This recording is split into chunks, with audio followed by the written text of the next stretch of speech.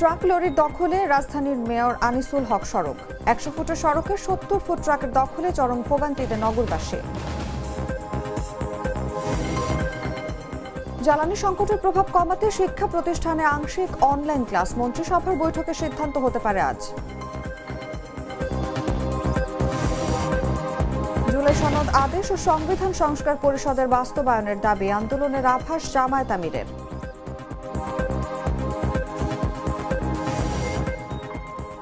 Saudi আরবের Prince সুলতান বিমান ঘাঁটিতে ইরানি হামলায় ২০০ মার্কিন সেনা হতাহতের দাবি আইআরজিসির।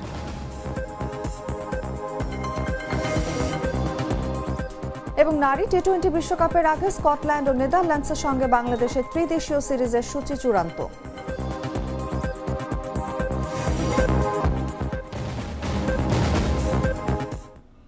এতক্ষণ শুনছিলেন সংবাদ শিরোনাম। দর্শক, আমন্ত্রণ দুপুর ১টা সংবাদে। সঙ্গে আছি আমি অনুভা বিশ্বাস।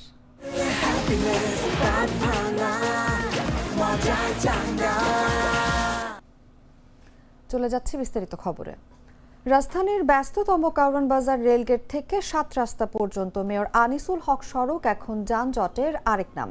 প্রায় ১০০ ফুট প্রশস্ত সড়কের অধিকাংশই দখল করে রেখেছে ট্রাক, পিকআপ ও কাভার্ড ভ্যান। ৪ লেন জুড়ে স্থায়ীভাবে দাঁড়িয়ে থাকে এসব যানবাহনে প্রতিদিন চরম ভোগান্তিতে পড়েছেন হাজারো যাত্রী। থমকে যাচ্ছে নগর জীবনের গতি। ফারহান আহমেদ কাউসারের রিপোর্টে বিস্তারিত। রাজধানীর অন্যতম ব্যস্ত সড়ক কারওয়ান বাজার রেলগেট থেকে ৭ রাস্তা, নাম তার মেয়র আনিসুল হক সড়ক। কিন্তু বাস্তবতা যেন উল্টো এক গল্প। প্রায় ১০০ ফুট প্রশস্ত এই সড়কের অন্তত ৭০ ফুটই এখন ট্রাক, পিকআপ ও কাভার্ড ভ্যানের দখলে। দিনের পর দিন ৪ লেন জুড়ে এসব ভারী যানবাহন দাঁড়িয়ে থাকায় প্রতিদিনই সৃষ্টি হচ্ছে তীব্র যানজট। ভোগান্তিতে পড়ছেন হাজারো যাত্রী।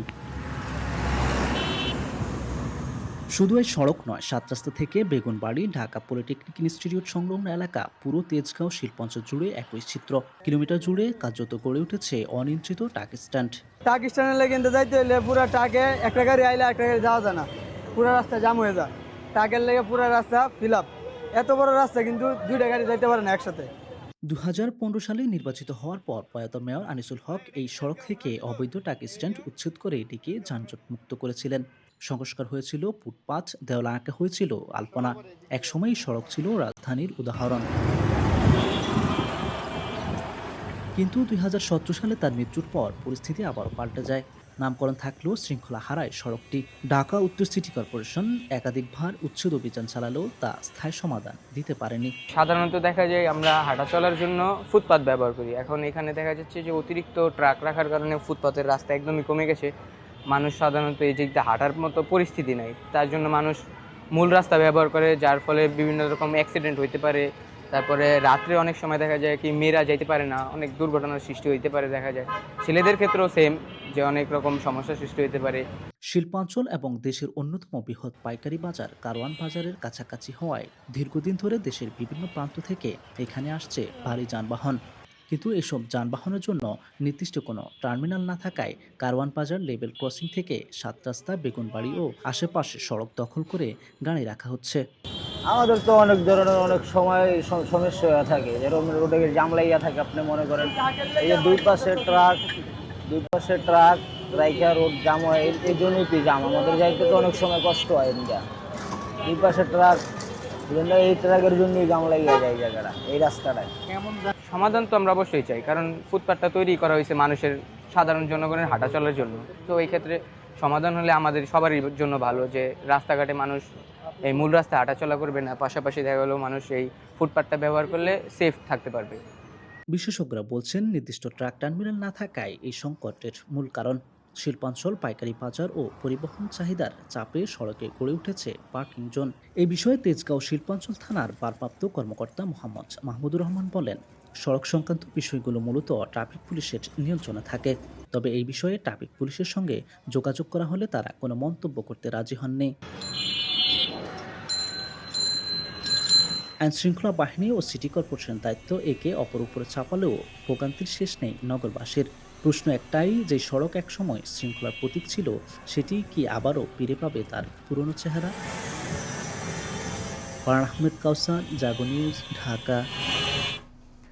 বৈশ্বিক জ্বালানি সংকটের প্রভাব কমাতে শিক্ষা প্রতিষ্ঠানে আংশিক অনলাইন পাঠদান চালুর পরিকল্পনা করছে শিক্ষা মন্ত্রণালয়। বৃহস্পতিবার মন্ত্রিসভার বৈঠকে এই বিষয়ে চূড়ান্ত সিদ্ধান্ত আসতে পারে। শিক্ষা মন্ত্রণালয়ের প্রস্তাব অনুযায়ী বিশ্ববিদ্যালয় বাদে মহানগর এলাকার শিক্ষা প্রতিষ্ঠানগুলোতে সপ্তাহে 3 দিন সশরীরে এবং 3 দিন অনলাইন ক্লাস করার বিষয়টি বিবেচনায় রয়েছে। তবে অনলাইনে পাঠদান চললেও শিক্ষকদের সশরীরে উপস্থিত থেকে ক্লাস নিতে হবে। এছাড়া ব্যবহারিক ক্লাসগুলো সরাসরি অনুষ্ঠিত হবে। মধ্যপ্রাচ্যের যুদ্ধ পরিস্থিতির কারণে জ্বালানি সংকট মোকাবেলায় সাশ্রয়ী পদক্ষেপ হিসেবে এই উদ্যোগ নেওয়া হচ্ছে। এর আগে করোনা মহামারীর সময়ও দেশে বিকল্প হিসেবে অনলাইন শিক্ষা কার্যক্রম চালু ছিল। দেশে ক্রমেই সর্বত্র ছড়িয়ে পড়ছে মিসেলস বা হাম। টিকার স্বাভাবিক সময়ের আগে শিশুদের আক্রান্ত হওয়া এবং দ্রুত সংক্রমণের ঘটনায় পরিস্থিতি সামাল দিতে হিমশিম খাচ্ছে কর্তৃপক্ষ। চিকিৎসকরা বলছেন, যেভাবে দেশের বিভিন্ন জেলায় দ্রুত ছড়িয়ে পড়ছে তাতে হাম রূপ নিতে পারে মহামারীতে। এদিকে জরুরি ভিত্তিতে 5 এপ্রিল থেকে হামের টিকা দেওয়ার ঘোষণা দিয়েছেন স্বাস্থ্যমন্ত্রী। বিস্তারিত জাগো নিউজের ডেস্ক রিপোর্টে। ছোট ছোট শিশুরা হামের ভয়াবহতা যেন 4 দেয়ালের ভেতরেই আটকে ফেলেছে তাদের স্বাভাবিক জীবন। দেশে ক্রমে সর্বত্র ছড়িয়ে পড়ছে মিজলস বা হাম। টিকার স্বাভাবিক সময়ের আগেই শিশুদের আক্রান্ত হওয়া এবং দ্রুত সংক্রমণের ঘটনায় পরিস্থিতি সামাল দিতে হিমশিম খাচ্ছে কর্তৃপক্ষ। ডাক্তার বলতেছে আমাদের এখানে অনেক রোগীর চাপ, এখানে কোনো বেড ফাঁকা নেই। বাচ্চা তো খারাপ পরিস্থিতি ভালো না। চিকিৎসকরা বলছেন, যেভাবে দেশের বিভিন্ন জেলায় দ্রুত হাম ছড়িয়ে পড়ছে তাতে এটি রূপ নিতে পারে মহামারীতে। যেভাবে আর কি প্রতিটা জেলায় শিশুরা আক্রান্ত হচ্ছে এবং যত দ্রুত ছড়াচ্ছে, সেক্ষেত্রে অন্যান্য ভাইরাসের ক্ষেত্রে আমরা বলেছি যে এটা আসলে 1 থেকে 3 জনকে ছড়াতে পারে, কিন্তু মিজেলসের ক্ষেত্রে এটা 15 থেকে 18 জনকে এটা ছড়াতে পারে। সেক্ষেত্রে আমরা হয়তো খুব শীঘ্রই দেখব যে এটা মানে এখন তো 7টা থেকে 10টা জেলায় হয়তো ছড়িয়েছে, সেক্ষেত্রে হয়তো দেখবো যে বাংলাদেশের প্রতিটা জেলাতেই হয়তো এটা খুব দ্রুত ছড়িয়ে পড়েছে। হামের এই ভয়াবহতা মহামারীতে রূপ নিতে পারে। আমি আগেই বলেছি, আসলে এই যে হামটা হাইলি কন্টাজিয়াস, এটা একটা শিশু থেকে এটা 15 থেকে 18 জন শিশুতে আক্রান্ত হতে পারে। দিন দিন বাড়তে থাকা সংক্রমণ চাপ বাড়াচ্ছে হাসপাতালগুলোতে আর উদ্বেগ ছড়াচ্ছে অভিভাবকদের মধ্যে। তবে ভয় না পেয়ে সচেতন থাকার পরামর্শ দিচ্ছেন চিকিৎসকরা। ভাইরাস তো আমরা জানি হাঁচি কাশির মাধ্যমেই ছড়িয়ে থাকে, তো সেক্ষেত্রে আমরা যদি সংক্রমিত যেই বাচ্চাটা তাকে যদি আমরা একটা আলাদা রুমে রাখতে পারি এবং যিনি কেয়ার গিভার আছেন তিনি যদি একটু মাস্ক ব্যবহার করেন এবং তিনি ওই বাচ্চাটাকে পরিচর্যা করার পরই যদি হাত মুখ পরিষ্কার করে ফেলেন সাথে সাথে। এদিকে জরুরি ভিত্তিতে 5 এপ্রিল থেকে হামের টিকা দেওয়ার ঘোষণা দিয়েছে স্বাস্থ্যমন্ত্রী সর্দার সাখাওয়াত হোসেন। তিনি বলেন, রোববার থেকে পুরো জেনারেশন কভার হওয়া পর্যন্ত 6 মাস থেকে 10 বছর বয়সী বাচ্চাদের হামের টিকা দেওয়া হবে। পাশাপাশি এপিআই এর অন্য টিকা কার্যক্রমও চলবে। গ্লিটারের টুইন লেমন ও অ্যান্টিব্যাকটেরিয়াল ফর্মুলা বাসনকে চকচকে জীবাণুমুক্ত করে আমাদের দেয় গ্লিটার গ্যারান্টি। জুলাই সনদ আদেশ ও সংবিধান সংস্কার পরিষদের দাবি আদায়ে রাজপথে আন্দোলনের আভাস দিয়েছেন জামায়াত ইসলামীর আমির ও বিরোধী দলীয় নেতা ডাক্তার শফিকুর রহমান। বুধবার জাতীয় সংসদের অধিবেশন থেকে ওয়াকআউট করে বাইরে এসে সাংবাদিকদের তিনি এমন আভাস দেন। তিনি বলেন, জনগণকে সঙ্গে নিয়ে আন্দোলন করবেন তারা। 11 দল দ্রুতই একত্রে বসে সিদ্ধান্তগুলো নেবে বলেও জানান তিনি। আমরা চেয়েছিলাম আন্তরিকভাবে এখানেই হাউজের ভিতরেই তার সমাধান হোক। হাউজের ভিতরে সমাধান হলে জনগণ আনন্দিত হতো। গতদিন আমরা অনুরোধ করেছিলাম যে আমিও বললাম, আপনিও বললেন, আমরা বললাম, আপনারা বললেন, এখন আমরা আলাদা হয়ে গেলাম কেন? আসেন আমরা জনগণের চূড়ান্ত রায়টাকে আমরা সম্মান করি, তাহলে এই মহান সংসদ আরও বেশি সম্মানিত হবে। আপনারা শুনেছেন আমার এই আহ্বান, কিন্তু না, এই আহ্বানের প্রতি তারা সম্মান প্রদর্শন করেননি, তারা ব্যর্থ হয়েছে। এখন যেহেতু হাউজের ভিতরে জনগণের এই অভিপ্রায়ের বিষয়টা সেইভাবে সম্মানিত এবং গৃহীত হলো না, আমাদের জন্য এখন পথ একটাই, আবার আমাদেরকে জনগণের কাছে ফিরে যেতে হবে। যেই জনগণ আমাদেরকে এই রায় দিয়েছিল, আমরা এখন সেই জনগণের কাছেই ফিরে যাব ইনশাআল্লাহ। এবং জনগণকে সাথে নিয়ে আমরা এই গণভোটের যে দাবি, এই দাবি কিভাবে আদায় করা যায় সেই কার্যক্রম আমরা গ্রহণ করব।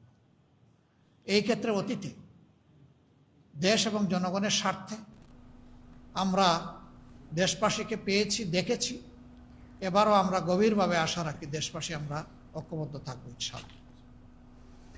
এপ্রিল মাসে তরলীকৃত পেট্রোলিয়াম গ্যাসের নতুন দাম ঘোষণা করা হবে আজ। বুধবার বাংলাদেশ এনার্জি রেগুলেটরি কমিশনের এক বিজ্ঞপ্তিতে এ তথ্য জানানো হয়।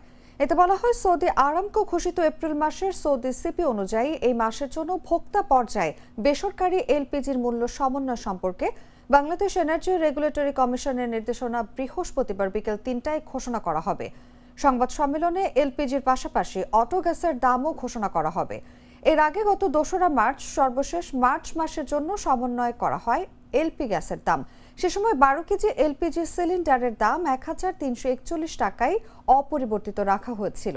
এছাড়া ভোক্তা পর্যায়ে ৩ পয়সা কমিয়ে অটো গ্যাসের মূসক সহ দাম প্রতি লিটার ৬১ টাকা ৮৩ পয়সা নির্ধারণ করা হয়েছিল।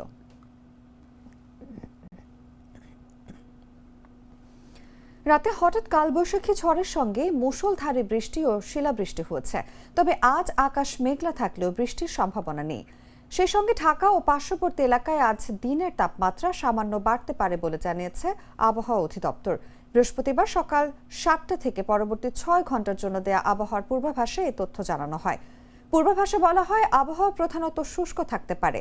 বাতাস দক্ষিণ দক্ষিণ পশ্চিম দিক থেকে ঘন্টায় ১০ থেকে ১৫ কিলোমিটার বেগে প্রবাহিত হতে পারে। আজ সকাল ৬টায় তাপমাত্রা ছিল ২৩ ডিগ্রি সেলসিয়াস এবং বাতাসে আর্দ্রতার পরিমাণ ছিল ৯০%। গতকাল সর্বোচ্চ তাপমাত্রা ছিল ৩৪.৫ ডিগ্রি সেলসিয়াস এবং আজ সর্বনিম্ন তাপমাত্রা পাওয়া গেছে ২১ ডিগ্রি সেলসিয়াস।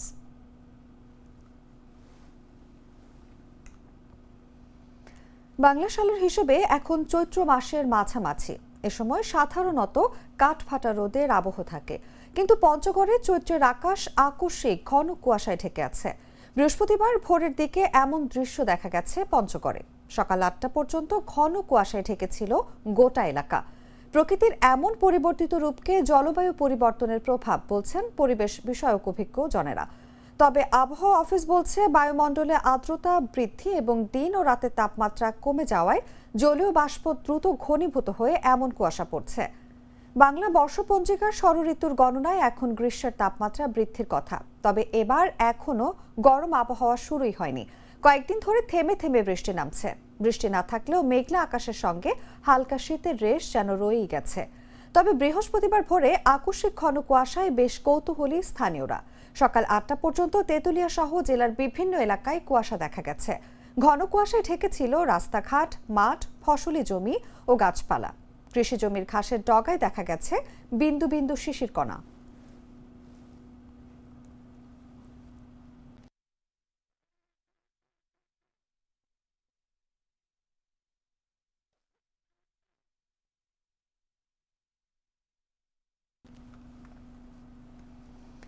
তেল সংকটের গুঞ্জনে চুয়াডাঙ্গা জুড়ে পেট্রোল পাম্পে উপচে পড়া ভিড়। দীর্ঘ লাইনে দাঁড়িয়ে ঘন্টার পর ঘন্টা অপেক্ষা, চরম ভোগান্তিতে পড়েন সাধারণ গ্রাহকেরা। এমন পরিস্থিতি নিয়ন্ত্রণে জ্বালানি তেল বিতরণে শৃঙ্খলা আনতে জেলা প্রশাসনের উদ্যোগে চালু করা হয়েছে ফুয়েল কার্ড ব্যবস্থা। ইতোমধ্যে ২০,০০০ কার্ড বিতরণ করা হয়েছে। এতে কতটা কমবে ভোগান্তি, সেটি এখন বড় প্রশ্ন। বিস্তারিত জাগো ডেস্ক রিপোর্টে। তেল সংকটের আশঙ্কায় চুয়াডাঙ্গার ২২টি পেট্রোল পাম্পে গত কয়েকদিন ধরেই দেখা যায় দীর্ঘ লাইন। মোটরসাইকেল থেকে শুরু করে ব্যক্তিগত গাড়ি, সবখানেই এক চিত্র। পরিস্থিতি সামাল দিতে ৩০শে মার্চ জেলা প্রশাসকের কার্যালয় থেকে শুরু হয় ফুয়েল কার্ড বিতরণ। তবে অতিরিক্ত ভিড়ের কারণে পরদিন থেকে কার্যক্রম ছড়িয়ে দেওয়া হয় ৪টি উপজেলা পরিষদে। সকাল থেকে লাইনে দাঁড়িয়ে প্রয়োজনীয় কাগজপত্র জমা দিয়ে কার্ড সংগ্রহ করছেন গ্রাহকেরা। কার্ড হাতে পেয়ে অনেকের মুখেই স্বস্তির ছাপ। লাইনের মাধ্যমে সুন্দরভাবে আমরা কার্ড পেয়েছি, আর এর জন্য অনেক কাগজপত্র লাগে না। গাড়ির রেজিস্ট্রেশন নাম্বারের আইডি কার্ড এবং এনআইডি কার্ড আর কি ড্রাইভিং লাইসেন্স, এই ৩টার ফটোকপি আর পাসপোর্ট সাইজের ১ কপি ছবি, এর মাধ্যমে এই যে আমি হাতে কার্ড পেয়েছি। আমাদের চুয়াডাঙ্গা জেলা প্রশাসকের নির্দেশনায় আমাদের চুয়াডাঙ্গাবাসীকে উনি আহ্বান করছেন যে ফুয়েল কার্ডের মাধ্যমে তেল বিতরণ করবেন। তারই ধারাবাহিকতায় আমরা আজকে ফুয়েল কার্ডে সংগ্রহ করতে পেরেছি এবং এর জন্য খুবই আনন্দিত। জেলা প্রশাসন জানায়, ২ দিনেই ২০,০০০-এর বেশি আবেদন জমা পড়ে এবং একই সংখ্যক কার্ড বিতরণ করা হয়েছে। মোট ৩৫,০০০ কার্ড ছাপানো হয়েছে। মোটামুটি প্রথম অবস্থায় একটু সংকট ছিল, কার্ড ছিল না, কার্ড অনেকটা টানাটানি করে, মানে এক জায়গায় থেকে আরেক জায়গায় নিয়ে আসছে। প্রথম অবস্থায় একটু সমস্যা ছিল, কিন্তু এখন বর্তমানে সমস্যা নেই, সুন্দরভাবে কার্ড ডিস্ট্রিবিউশন করছে। সেই লক্ষ্যে আমি আমার কার্ডটা পেয়েছি। 1 এপ্রিল থেকে এই ফুয়েল কার্ডের মাধ্যমে জেলার সব পেট্রোল পাম্পে তেল বিতরণ কার্যক্রম চালু হয়েছে। এতে নির্ধারিত গ্রাহকেরাই তেল নিতে পারবেন বলে জানিয়েছে প্রশাসন। জেলা প্রশাসনের দাবি, সব যানবাহন মালিককে এই ব্যবস্থার আওতায় আনতে সময়সীমা আরও 2 দিন বাড়ানো হয়েছে। তবে প্রশ্ন রয়ে গেছে, কার্ড পেলেও কি পাম্পের সামনে দীর্ঘ লাইনের ভোগান্তি কমবে, নাকি নতুন এই ব্যবস্থাই হয়ে উঠবে আরেক চ্যালেঞ্জ? সেটি এখন দেখার বিষয়। নিউজ ডেস্ক, জাগো নিউজ। পাম্পে তেল সংগ্রহ করতে গেলে পূরণ করতে হচ্ছে একটি বিশেষ অ্যাপের ফরম্যাট, যেখানে রয়েছে পাম্পের নাম, গাড়ির রেজিস্ট্রেশন, জ্বালানির ধরন আর পরিমাণ। এতে দিনে শুধু একবার জেলার একটি পাম্প থেকে তেল সংগ্রহ করতে পারছেন বাইকাররা। দ্বিতীয়বার তেল নিতে গেলে অ্যাপে দিচ্ছে বিশেষ বার্তা, ফলে প্রয়োজনের তুলনায় অতিরিক্ত তেল সংগ্রহ করতে পারছেন না কেউ। অসাধু চক্রের কৃত্রিম মজুত ঠেকাতে এমন ভিন্নধর্মী ব্যবস্থা গ্রহণ করেছে শরীয়তপুরের জেলা প্রশাসন। ফিলিং স্টেশনের মালিক ও জেলা প্রশাসন সূত্র জানায়, শরীয়তপুর জেলায় মোট 6টি ফিলিং স্টেশন আছে। পাম্পগুলোতে প্রতিদিন 40,000 লিটার ডিজেল, 15,000 লিটার পেট্রোল ও 12,000 লিটার অকটেনের চাহিদা আছে। ইসরায়েল, যুক্তরাষ্ট্র ও ইরানের যুদ্ধকে কেন্দ্র করে বাজারে তেলের পরিস্থিতি কিছুটা উত্তপ্ত হয়ে ওঠে। এতে বেশ কিছুদিন ধরে বিভিন্ন পেট্রোলিয়াম কোম্পানির ডিপো থেকে স্টেশনগুলোতে চাহিদা অনুযায়ী জ্বালানি তেল সরবরাহ করা হচ্ছে না। আর এমন পরিস্থিতিতে কিছু অসাধু বাইক চালক বিভিন্ন পাম্পে ঘুরে ঘুরে প্রয়োজনের তুলনায় অধিক তেল সংগ্রহ করে মজুত রাখছে। তাই তেল সংকট পরিস্থিতি নিয়ন্ত্রণে বিশেষ এক পদ্ধতি হাতে নিয়েছে জেলা প্রশাসন, যেখানে পাম্প থেকে তেল সংগ্রহ করতে গেলে অ্যাপের মাধ্যমে পূরণ করতে হচ্ছে জ্বালানি তথ্য ফর্ম। আর স্বয়ংক্রিয়ভাবে এই তথ্য চলে যাচ্ছে জেলার প্রতিটি পেট্রোল পাম্পে। ফলে দিনে একবারের বেশি তেল নেওয়ার সুযোগ মিলছে না বাইকারদের। এতে পাম্প ঘুরে ঘুরে অতিরিক্ত জ্বালানি সংগ্রহ করে মজুতের সুযোগ মিলছে না অসাধু চক্রের।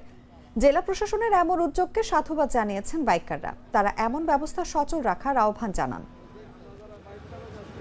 এটা খুবই ভালো একটা উদ্যোগ হয়েছে, যাতে তেল সিন্ডিকেটটা বন্ধ হয় আর কি। যেমন যার প্রয়োজন নাই সেও 10-20 লিটার করে নিয়ে রাখে, বারবার ঘুরে ঘুরে নিয়ে যায়। তো এই জন্য হচ্ছে এটা খুব ভালো একটা উদ্যোগ, যে একবারে বেশি নিতে পারবে না। এটা খুবই ভালো হয়েছে আমার মধ্যে। জেলা প্রশাসকের যে উদ্যোগটা অ্যাপসের মাধ্যমে যে একটা লোক প্রতিদিন একবার তেল নিতে পারবে, এটা খুবই ভালো একটা উদ্যোগ। কারণ প্রতিটা মানুষ প্রতিদিন যদি একবার তার প্রয়োজন মতো তেল নিতে পারে, তাহলে সে সারাদিন চলতে পারে। এই জায়গায় পেট্রোল নিলে পেট্রোলের অপশন আছে, অকটেনের অপশন আছে। আর বাইকারের ওই যে প্লেট নাম্বারটা, ওটা দিলেই এই জায়গায় যদি একাধিকবার নিতে চায় তাহলে এই জায়গায় শো করে। তো এটা করার উদ্দেশ্য হলো যে আমরা শুনতে পাচ্ছি যে এরকম যে কোনো গাড়ি যখন তেল একবার সে নিচ্ছে, দেখা যাচ্ছে যে সে তেলটা নিয়ে, মানে এরকম আমরা কিন্তু এখনও হাতে নাতে ধরিনি, আমরা শুনতে পাচ্ছি যে উনি নেওয়ার পর দেখা যায় আরেকটা পাম্পে গিয়ে নিচ্ছে। তো ওনার মজুদ কিন্তু বাড়ছে, বাট আমার টোটাল মজুদ কিন্তু আমার কমছে। তখন আমার আরেকজন লিগ্যাল গ্রাহক কিন্তু তেলটা পাচ্ছে না। তো সংকটটা এভাবেও তৈরি হচ্ছে, বা উনি গিয়ে আবার অন্য কোথাও বিক্রি করছে কি না, সেটা একটা ফ্যাক্টর থাকে। তো আমরা যে গুগল ফর্মটা, আপনি হয়তো এই গুগল ফর্ম আপনাকেও পূরণ করা লাগতে পারে যখন তেলটা নেবেন আপনি। তো সেটার মধ্যে যখন আমি 4টা তথ্য এন্ট্রি দিব, তখন ধরেন আপনি একটা পেট্রোল পাম্প থেকে তেলটা নিলেন, নেওয়ার পরে 2 ঘন্টা বা এই দিনের মধ্যে অন্য কোনো পেট্রোল পাম্পে গেলেন তেল নেওয়ার জন্য, তখন অটো কিন্তু ফর্মটা বলে দিবে যে এই গাড়িটা ওই পাম্প থেকে তেল নিয়েছে।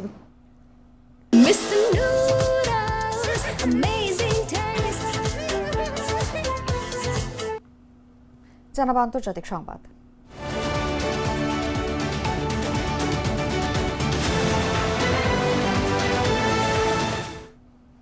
সৌদি আরবে অবস্থিত প্রিন্স সুলতান বিমান ঘাঁটিতে মার্কিন সেনাদের লক্ষ্য করে গেল শুক্রবার হামলা চালায় ইরানের ইসলামী বিপ্লবী গার্ড বাহিনী আইআরজিসি। এই হামলায় 200 মার্কিন সেনা হতাহত হয়েছে বলে বুধবার সংবাদ প্রকাশ করেছে ইরানের বার্তা সংস্থা তাসনিম নিউজ এজেন্সি। এক বিবৃতিতে আইআরজিসির পক্ষ থেকে বলা হয়, প্রিন্স সুলতান বিমান ঘাঁটিতে অবস্থানরত মার্কিন বাহিনীর উপর ড্রোন ও ক্ষেপণাস্ত্র ব্যবহার করে এই হামলা চালানো হয়। এতে 200 জন হতাহত হয়েছে, যাদের বেশিরভাগই যুদ্ধ বিমান চালক। এদিকে 29 মার্চ টাইমস অব ইসরায়েলের এক প্রতিবেদনে বলা হয়, প্রিন্স সুলতান ঘাঁটিতে একটি গুরুত্বপূর্ণ মার্কিন airborne warning and control system AWACS বিমান বোয়িং E-3 গুরুতরভাবে ক্ষতিগ্রস্ত হয়েছে এবং ইরানি হামলায় অন্তত 12 জন মার্কিন সেনা আহত হয়েছেন।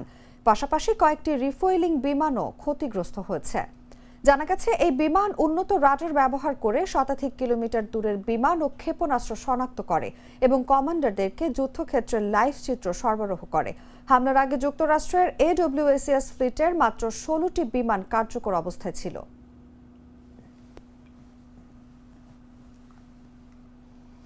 আগামী 2 থেকে 3 সপ্তাহের মধ্যে যুক্তরাষ্ট্র ইরানে আরো কঠোর হামলা চালাবে বলে ইঙ্গিত দিয়েছেন মার্কিন প্রেসিডেন্ট ডোনাল্ড ট্রাম্প।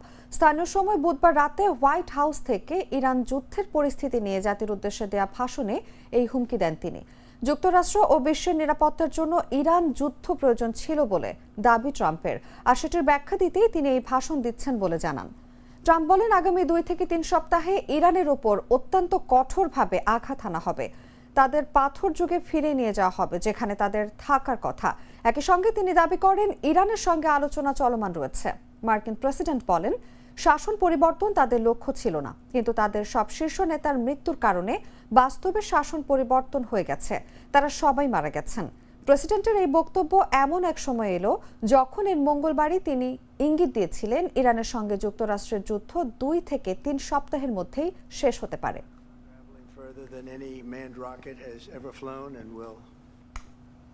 সংবাদ শেষ করব খেলার খবর জানিয়ে।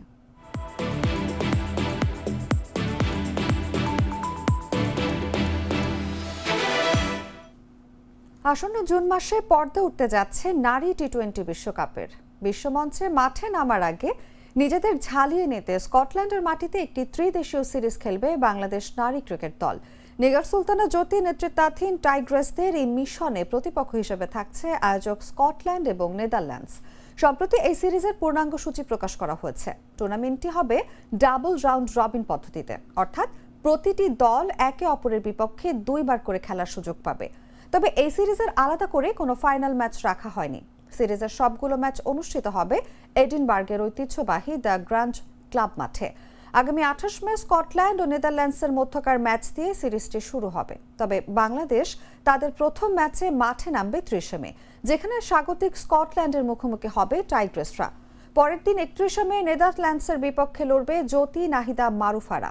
এরপর 2রা জুন আবারও স্কটল্যান্ডের বিপক্ষে এবং 4ঠা জুন সিরিজের শেষ ম্যাচে নেদারল্যান্ডসের বিপক্ষে খেলবে বাংলাদেশ। 4ঠা জুনের ম্যাচ দিয়েই পর্দা নামবে এই প্রস্তুতি সিরিজের।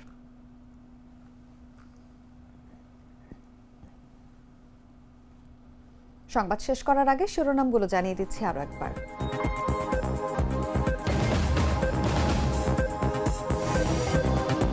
ট্রাক লরির দখলে রাজধানীর মেয়র আনিসুল হক সড়ক। 100 ফুটের সড়কের 70 ফুট ট্রাকের দখলে চরম ভোগান্তিতে নগরবাসী। জ্বালানি সংকটের প্রভাব কমাতে শিক্ষা প্রতিষ্ঠানে আংশিক অনলাইন ক্লাস। মন্ত্রিসভার বৈঠকে সিদ্ধান্ত হতে পারে আজ। জুলাই সনদ আদেশ ও সংবিধান সংস্কার পরিষদের বাস্তবায়নের দাবি। আন্দোলনের আভাস জামায়াত আমিরের।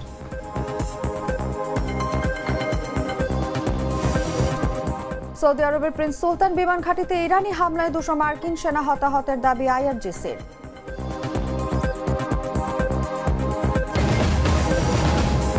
এবং নারী টি-20 বিশ্বকাপের আগে স্কটল্যান্ড ও নেদারল্যান্ডসের সঙ্গে বাংলাদেশের ত্রিদেশীয় সিরিজের সূচি চূড়ান্ত।